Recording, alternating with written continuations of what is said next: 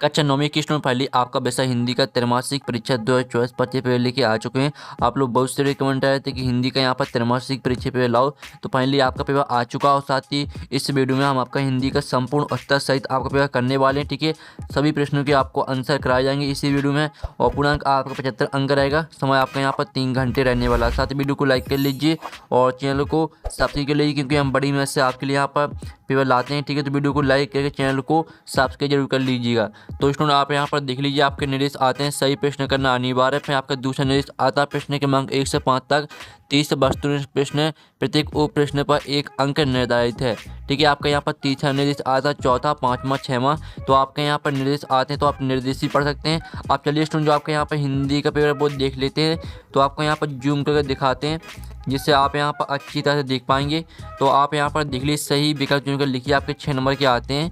तो पहला था काव्य की शोभा बढ़ाने वाले धर्म तत्व क्या कहलाते हैं। तो आपका इसका ऑप्शन आता छंद, और बाता आपका शब्द शक्ति, साता आपका अलंकार, और दाता काव्य गुण। तो जो आपके यहाँ पर दिया गया है, ठीक है, काव्य की शोभा बढ़ाने वाले धर्म तत्व क्या कहलाते हैं, तो इसका राइट आंसर आपका सा हो जाएगा अलंकार। ठीक है, अलंकार कहलाते हैं। फिर आपका यहाँ पर दूसरा आता रीढ़ की हड्डी एकांकी किस समस्या पर आधारित है। तो आपका इसका ऑप्शन आता राजनीतिक समस्या पर, बाता विवाह समस्या पर, साता सांप्रदायिक समस्या पर, और दाता छात्र समस्या पर। तो यहाँ पर रीढ़ की हड्डी एकांकी किस समस्या पर आधारित है, तो जो इसका राइट आंसर रहेगा वो आपका करेक्ट आंसर क्या रहने वाला है। ठीक है, दूसरे का आपका सा करेक्ट आंसर रहेगा सांप्रदायिक समस्या पर। तो आपको यहाँ पर ध्यान से देखना है, जिससे पूरे ऑब्जेक्ट है वो आपको यहीं पे याद कर लेने हैं। ठीक है, फिर तीसरा था अब्राहम लिंकन ने पत्र लिखा था अपने पिता को, और बाता अपनी माता को, साता अपने पुत्र को, और दाता अपने पुत्र के शिक्षक को। तो यहाँ पर अब्राहम लिंकन ने पत्र लिखा था, तो इसका राइट आंसर आपका दा हो जाएगा अपने पुत्र के शिक्षक को। फिर आपका चौथा आता है तिब्बत में सबसे खतरे की जगह है। तो इसका आपका ऑप्शन आता डांडे, और बाता आपका थोड़ला, और साता भीटे, और दाता तिनी। तो यहाँ पर तिब्बत में सबसे खतरे की जगह है। तो जो इसका चौथे का आपका यहाँ पर करेक्ट आंसर क्या रहेगा। ठीक है, चौथे का आपका यहाँ पर करेक्ट आंसर रहने वाला, ठीक है, डांडे। डांडे आपका यहाँ पर करेक्ट आंसर हो जाएगा। फिर पाँचवा आपका आता है, ठीक है, पाँचवा आप यहाँ पर देख लीजिए, मीठी बाड़ी बोलने वाला होता है। तो आपका इसका ऑप्शन आता है सुभाष, और बात आपका मितभाषी, साता कटुभाषी, और दाता मृदुभाषी। तो यहाँ पर मीठी बाड़ी बोलने वाला होता है। तो इसका जो करेक्ट आंसर रहने वाला है वो आपका, ठीक है, दा हो जाएगा मृदुभाषी। ठीक है, आपका मृदुभाषी करेक्ट आंसर रहेगा। फिर आपका यहाँ पर देख लेते हैं, 6वां आता दो वर्णों के मेल से होने वाले परिवर्तन को कहते हैं। यहाँ पर दो वर्णों के मेल से होने वाले परिवर्तन को कहते हैं संधि। संधि आपका यहाँ पर करेक्ट आंसर रहने वाला है। ठीक है, तो इस तरह से आपको जो यहाँ पर सही विकल्प दिए गए थे वो आपने अच्छे से याद कर लिए होंगे। ठीक है, आपके लिए आपका प्रश्न 2 आता है, रिक्त स्थान की पूर्ति कीजिए। आपके 6 नंबर के आते हैं। तो पहला आपका यहाँ पर आता, ठीक है, Pandit Jasraj co dot dot भी कहा जाता है। तो यहाँ पंडित जसराज को, ठीक है, रसराज भी कहा जाता है। तो रसराज आपका यहाँ पर आंसर रहने वाला है।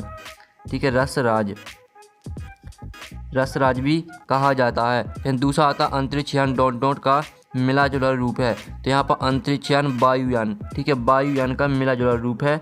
तो वायुयान आपका यहाँ पर आंसर रहने वाला है। तो आपको यहाँ पर अच्छी तरह से याद करते हैं ना, वायुयान आपका आंसर रहेगा। फिर तीसरा आता वार्णिक छंद में डॉट डॉट की गणना की जाती है। तो वार्णिक छंद में, ठीक है, वर्णों की गणना की जाती है। तो वर्णों आपका करेक्ट आंसर रहने वाला है। फिर आपका चौथा आता बे शब्दांश जो शब्द बनाते समय आरंभ में लगते हैं, डॉट डॉट कहलाते हैं। तो बे शब्दांश जो शब्द बनाते समय आरंभ में लगते हैं, ठीक है, उपसर्ग कहलाते हैं। तो उपसर्ग आपका यहाँ पर राइट आंसर रहने वाला है। ठीक है, फिर आपका यहाँ पर आता हथियार जो हाथ में लेकर चलाया जाए उसे डॉट डॉट कहते हैं। तो यहाँ पर हथियार जो हाथ में लेकर चलाया जाए उसे, ठीक है, शस्त्र कहते हैं। तो आपका यहाँ पर शस्त्र आपका राइट आंसर हो जाएगा। फिर आपका आता है बी रस का स्थायी भाव डॉट डॉट है। तो बी रस का स्थायी भाव आपका होता है उत्साह। ठीक है, तो उत्साह आपका यहाँ पर राइट आंसर हो जाएगा 6 में रिक्त स्थान का। तो इस तरह से आपके जो यहाँ पर रिक्त स्थान वो कंप्लीट हो जाते हैं। आपने अच्छी तरह से याद कर लिए होंगे। आपके लिए आपका प्रश्न 3 देख लेते हैं। प्रश्न 3 आता है आपका सही जोड़ी बनाइए। स्तंभ अवयव में आपकी सही जोड़ी दी गई है। पहली आती दुर्लभ। तो दुर्लभ को आपको मैच करना आसानी से प्राप्त है। और जो दूसरी आती कबीरदास, तो इसको आपको साखियाँ एवं शब्द से मैच करना है। जो तीसरी आती सम्माननीय, सम्माननीय को आपको मैच करना आधार योग्य से। और जो आपके यहाँ पर चौथी आती है मृतिका, तो मृतिका को आपको मिट्टी से मैच करना है। और जो पाँचवीं आती दो बैलों की कथा, तो उसको मुंशी प्रेमचंद से मैच करना है। और छठवीं आती जहरीले, ठीक है, जहरीला, तो जहरीला को आपको यहाँ पर सांप से मैच करना है। तो इस तरह से जो आपकी सही जोड़ी वो भी मैच हो जाती हैं। और साथ ही हमने यहाँ पर नंबर भी लिख दिए कौन में आपको कौन सी मैच करनी है, तो आप यहाँ पर देख सकते हैं। और आपको इस पेपर को अच्छी तरह से यहाँ पर तैयार कर लेना, ठीक है। अब चलिए प्रश्न 4 आता है, एक शब्द वाक्य में उत्तर दी 6 नंबर के आते हैं। तो पहला आता है हिंदी का उपन्यास सम्राट किसे कहा जाता है, तो यहाँ पर हिंदी का उपन्यास सम्राट, ठीक है, प्रेमचंद को कहा जाता है। तो प्रेमचंद आपका यहाँ पर राइट आंसर हो जाएगा, ठीक है, प्रेमचंद। और साथ ही स्टूडेंट आप यहाँ पर देख लीजिए रसकन किसके अनन्य भक्त हैं, तो यहाँ पर रसकन श्री कृष्ण के अनन्य भक्त हैं, ठीक है, श्री कृष्ण आपका यहाँ पर राइट आंसर रहने वाला है। और फिर आपका आता है तीसरा, प्रबंध काव्य के भेदों के नाम लिखिए। तो प्रबंध काव्य के 2 भेद होते हैं, ठीक है, महाकाव्य और खंड काव्य, ठीक है, महाकाव्य खंड काव्य, ये आपके यहाँ पर प्रबंध काव्य के 2 भेद होते हैं, ठीक है, खंड काव्य। अब आपका यहाँ पर आता है चौथा, लेखिका मृदुला गर्ग के नाना पढ़ाई करने कहाँ गए थे, तो चौथे का आंसर रहने वाला आपका विलायत, ठीक है, विलायत गए थे, तो विलायत आपका राइट आंसर हो जाएगा, ठीक है, विलायत। फिर आपका यहाँ पर आता समास कितने प्रकार के होते हैं, तो यहाँ पर समास होते हैं 6 प्रकार के, ठीक है। फिर आपका आता है 6वां, झूरी की साली का क्या नाम था, तो यहाँ पर झूरी की साली का नाम था गया, ठीक है, गया आपका यहाँ पर राइट आंसर रहने वाला। तो इस तरह से आपके यहाँ पर हो जाते हैं 1 वाक्य मतलब कंप्लीट, आपने अच्छे से यहाँ पर याद कर लिए होंगे। अब चलिए आप प्रश्न 5 आता है सत्य असत्य का चयन करके लिखिए, आपके आते हैं 6 नंबर के। तो पहला आता सूरज का विवाह एक कहानी है, तो पहला आपका असत्य हो जाएगा, ठीक है। फिर आपका जो यहाँ पर आता है दूसरा, गांधी जी के अनुसार हमें अपनी बुनियाद पर कायम रहना चाहिए, तो ये आपका बिल्कुल यहाँ पर सत्य रहने वाला है, ठीक है। फिर आपका यहाँ पर देख लेते हैं स्टूडेंट, तीसरा आता शब्द के आगे जोड़ने वाले शब्दांश उपसर्ग कहलाते हैं, तो ये भी आपका यहाँ पर सत्य रहेगा। फिर आपका आता गया झूरी का मामा था, तो चौथा आपका क्या रहेगा, चौथा आपका असत्य रहेगा, ठीक है, चौथा आपका असत्य रहने वाला है।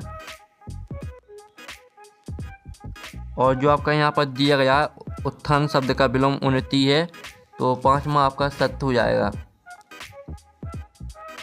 और जो आपका यहाँ पर 6वां आता है हीरा और मोती में गहरी दोस्ती थी, तो ये भी आपका सत्य रहने वाला। तो इस तरह से आपके यहाँ पर सत्य सत्य भी कम्प्लीट हो जाते हैं, आपने अच्छी तरह से यहाँ पर याद कर ली होंगी, ठीक है।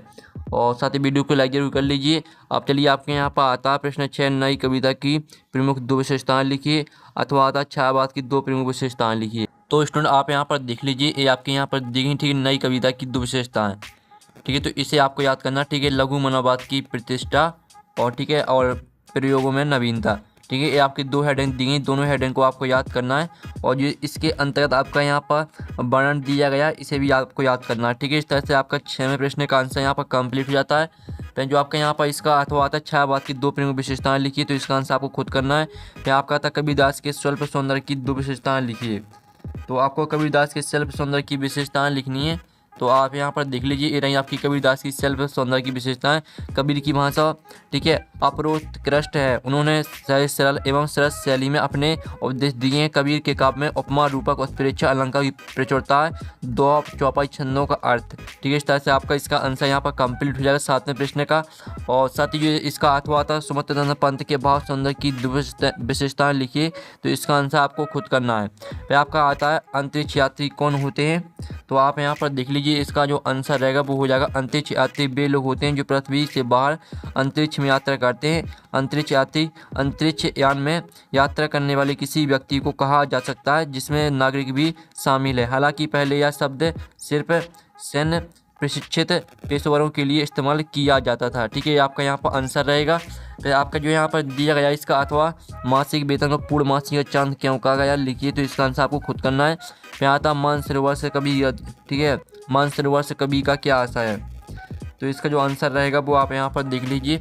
तो स्टूडेंट इसका आंसर हो जाएगा मानसरोवर से कभी का आशा हृदय रूपी तालाब से हैं जो हमारे मन में स्थित है, तो इस तरह से आपका आंसर रहने वाला है। तो आपको यहाँ पर अच्छी तरह से याद करते जाना है। फिर आपका यहाँ पर देख लेते हैं जो अथवा दिया गया हथकड़ियों को गहना क्यों कहा गया, तो इसका आंसर आपको खुद करना है, ठीक है। हम आपको एक ही क्वेश्चन का आंसर करा रहे हैं। फिर आपका 10वां आता देशज शब्द किसे कहते हैं, कोई 2 देशज शब्द लिखिए, तो आप यहाँ पर देख लीजिए, इसका आंसर रहेगा जिन शब्दों की उत्पत्ति के बारे में पता ना हो लेकिन वे प्रचलन में हों उन्हें देशज शब्द कहते हैं। ये शब्द आमतौर पर क्षेत्रीय भाषा में इस्तेमाल किए जाते हैं। देशज शब्दों के कुछ उदाहरण ये रहे, लोटा, कटोरा, डोंगा, डिबिया, खिचड़ी। ठीक है, इस तरह से आपको उदाहरण भी दी गए हैं, तो आपको याद कर लेना। ये आपका 10वें प्रश्न का आंसर यहाँ पर कंप्लीट हो जाता है। फिर आपका यहाँ पर देख लेते हैं जो इसका अर्थ आता है, निम्नलिखित शब्दों की वर्तनी शुद्ध करके पुनः लिखिए। ठीक है, तो आशीर्वाद, सामंजस्य और कंप्यूटर, गुरुत्वाकर्षण, इनको आपको शुद्ध करके लिखना है। ठीक है, फिर आपका 11वां आता है प्रेमचंद की दो रचनाएं लिखती हूँ, उनकी भाषा शैली की विशेषताएं लिखिए। तो आप यहाँ पर देख लीजिए, ये आपके यहाँ पर प्रेमचंद की, ठीक है, दो रचनाएं यहाँ पर दी गई, गोदान, कर्मभूमि। ठीक है, और साथ ही इनकी भाषा देख लीजिए, ये आपकी यहाँ भाषा दी गई है, तो इसको आपको पूरा याद करना है। प्रेमचंद जी की रचनाओं की भाषा हिंदी खड़ी बोली है। आपकी भाषा सरल, सहज, ठीक है, बोधगम्य एवं व्यवहारिक है। ठीक है, इस तरह से पूरा आपका यहाँ पर सर्वत्र दिखाई पड़ती है, यहाँ तक पूरा याद करना है। और इनकी शैली भी देख लीजिए, तो ये आपकी शैली यहाँ पर दी है। ठीक है, तो इसको पूरा याद कर लेना है। अब चलिए आपका यहाँ पर 11वीं का अथवा देख लेते हैं। तो स्टूडेंट आपका यहाँ पर 11वीं का अथवा आता है, महादेवी वर्मा की दो रचनाएं लिखते हुए उनकी भाषा शैली की विशेषताएं लिखिए। तो इसका आंसर आपको खुद करना है। फिर आपका आता है, छोटी बच्चियों को बेलू के प्रति प्रेम क्यों उमड़ आया। ठीक है, तो इसका जो आंसर है वो हम यहाँ पर देख लेते हैं। तो स्टूडेंट आप यहाँ पर देख लीजिए, ये रहा आपका इसका आंसर। ठीक है, लड़की की मां मर चुकी थी, सौतेली माँ उसे मारती रहती थी, इसलिए बैलों से उससे छोटी बच्ची की आत्महत्या हो गई थी। लड़की तथा दोनों बैल भी प्यार के भूखे थे और एक दूसरे के कष्ट समझ सकते थे। इस तरह से आपका आंसर रहने वाला है, तो पूरा आपको याद कर लेना है। अब चलिए आपका जो है इसका यहाँ पर अथवा आता है, कांजी हाउस में कैद पक्षियों की हाजिरी क्यों ली जाती थी। तो इसका आंसर आपको खुद करना है। फिर आपका आता है, रस किसे कहते, रस के अंगों के नाम लिखिए। ठीक है, तो आप यहाँ पर देख लीजिए, इसका जो आंसर रहेगा वो आप यहाँ पर देख लीजिए। ठीक है, काव्य आस्वाद से उत्पन्न आनंद ही रस कहलाता है। इस तरह से आप यहाँ पर लिख सकते हैं। और साथ ही इसका जो है आप यहाँ पर देख लीजिए, अर्थात काव्य, उपन्यास, कहानी, नाटक आदि को पढ़ने से जो आनंद की ओर होती है उसे रस कहते हैं। और रस के अंग आप यहाँ पर देख लीजिए, स्थायी भाव, अनुभाव, संचारी भाव और विभाव। ठीक है, आपके यहाँ पर 4 अंग होते हैं रस के, तो इनको भी आपको याद करना है। अब चलिए आपका यहाँ पर नेक्स्ट प्रश्न देख लेते हैं। तो इसका जो अथवा आता है, कहानी उपन्यास में आपको 2 अंतर लिखना है, तो इसका आंसर आपको खुद करना है। फिर आपका आता है, निम्नलिखित शब्दों का संधि विच्छेद कर लिखिए। देवालय, तथैव, स्वागत, भावुक। इसका आपको संधि विच्छेद कर लिखना है। इसका अथवा आता है, तत्सम शब्द क्या होते हैं, उदाहरण सहित लिखिए। तो जो आपका अथवा वाला दिया गया, ठीक है, तत्सम शब्द क्या होते हैं, तो इसका आंसर आप यहाँ पर देख लीजिए। जो शब्द संस्कृत से हिंदी में बिना परिवर्तन किए अपना लिए जाते हैं उन्हें तत्सम शब्द कहते हैं, जैसे भानु, कर्म, अग्नि, हस्त, ज्ञान आदि। ठीक है, इस तरह से आपके यहाँ पर तत्सम शब्द की परिभाषा और उदाहरण यहाँ पर कंप्लीट हो जाते हैं। अब चलिए आपका यहाँ पर 15 प्रश्न देख लेते हैं। मुहावरे एवं लोकोक्तियों में अंतर लिखिए। तो आपको मुहावरे और लोकोक्तियों में अंतर हम बता देते हैं। ठीक है, तो पूरा आपको याद करना है। तो आप यहाँ पर देख लीजिए, ये आपको मुहावरे और लोकोक्ति में अंतर।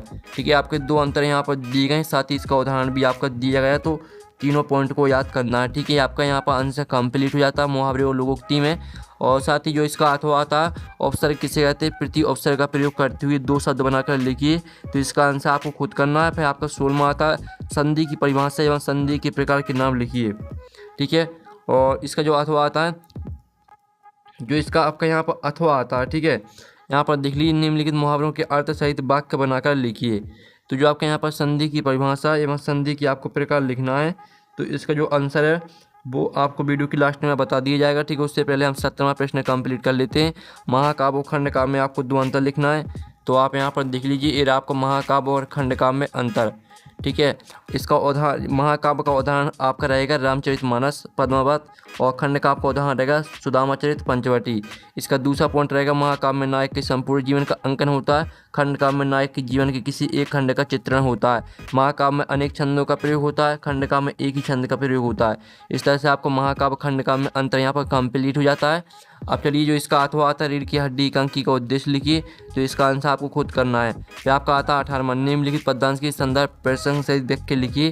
तो जो आपके यहाँ पर दिया गया, प्रेमी ढूंढत में फिरो, प्रेमी मिले न कोई, प्रेमी को प्रेमी मिले, सब विष अमृत हुई। तो जो इसका संदर्भ प्रसंग सहित है, अर्थ वो देख लेते हैं। तो आप यहाँ पर देख लीजिए, इसका संदर्भ आपको यहाँ पर ठीक है। संदर्भ में आपको क्या करना है, संदर्भ हम आपको बता देंगे, उससे पहले प्रसंग आप यहाँ पर देख लीजिए। इस साखी में वास्तविक प्रेम की महिमा बताई गई है। ठीक है, आपका प्रसंग रहेगा, इसका अर्थ देख लीजिए, यानी भावार्थ। ठीक है, तो आप यहाँ पर देख लीजिए, कवि कहते हैं कि मैं दुनिया में सच्चे प्रेम की खोज करता फिर रहा हूँ, किंतु मुझे सच्चा प्रेम करने वाला कोई नहीं मिला। ठीक है, इस तरह से पूरा आपको यहाँ पर अमृत में बदल जाता है, यहाँ तक पूरे आपको याद करना है। ठीक है, अब चलिए आपका यहाँ पर जो आपका इसका संदर्भ था, संदर्भ आपको खुद करना है। ठीक है, इसका और जो इसका अथवा वाला है, तो अथवा का आंसर आपको खुद करना है। अब चलिए 19वां आता है, निम्नलिखित गद्यांश की संदर्भ प्रसंग सहित व्याख्या लिखिए। तो जो आपका यहाँ पर दिया गया, जानवर में गधा सबसे ज़्यादा बुद्धिमान समझा जाता है। तो इसका जो संदर्भ प्रसंग व्याख्या वो देख लेते हैं। तो आप यहाँ पर देख लीजिए, इसका जो संदर्भ और प्रसंग दोनों इसमें इसी में दिया गया, तो संदर्भ पूरा आपको याद कर लेना। ठीक है, इतने याद करने के बाद आप व्याख्या यहाँ पर देख लीजिए, आपकी व्याख्या दी गई। ठीक है, मुंशी प्रेमचंद कहते हैं कि जानवरों में सबसे अधिक बुद्धिमान प्राणी गधा ही है। तो आपको यहाँ पर बेहद सीधा प्राणी होता है, यहाँ तक पूरे याद करना है। अब चलिए आपका यहाँ पर देख लेते हैं, 20वां प्रश्न आता, पानी का महत्व विषय पे एक अनुच्छेद लिखिए। तो आप यहाँ पर देख लीजिए, ये आपका यहाँ पर अनुच्छेद, जल का महत्व या पानी का महत्व एक ही चीज़ है। तो इस तरह से पूरा आपको यहाँ पर अनुच्छेद याद करना है। ठीक है, आप यहाँ पर देख सकते हैं अच्छी तरह से, और साथ ही हम आपका नेक्स्ट प्रश्न यहाँ पर देख लेते हैं। तो स्टूडेंट आप यहाँ पर देख लीजिए, आपका यहाँ पर 21वां प्रश्न आता है, निम्नलिखित आपतित काव्यांश को पढ़कर पूछे गए प्रश्न को उत्तर लिखिए। तो ये आपका 4 नंबर का आता है, जिसमें आपका आप यहाँ पर देख लीजिए, पढ़ना और घूमना, यह दोनों क्रिया हमारे लिए आवश्यक है। तो आपको इसे ध्यान से पढ़ लेना है। इसके 4 प्रश्न आते हैं, इन चारों प्रश्न के उत्तर आपको इसी आपतित काव्यांश से मिल जाएंगे। फिर आपका 22वां प्रश्न देख लीजिए, 23वां। ठीक है, तो इस तरह से आपका जो यहाँ पर हिंदी के पेपर वो कंप्लीट हो जाता है। साथ ही आपका 21वां, 22वां, 23वें का सॉल्यूशन आपको टेलीग्राम ग्रुप पर मिल जाएगा, जिसकी लिंक वीडियो के डिस्क्रिप्शन में दी गई है। तो यहाँ पर नेक्स्ट वीडियो में मिलते हैं। Thanks for watching.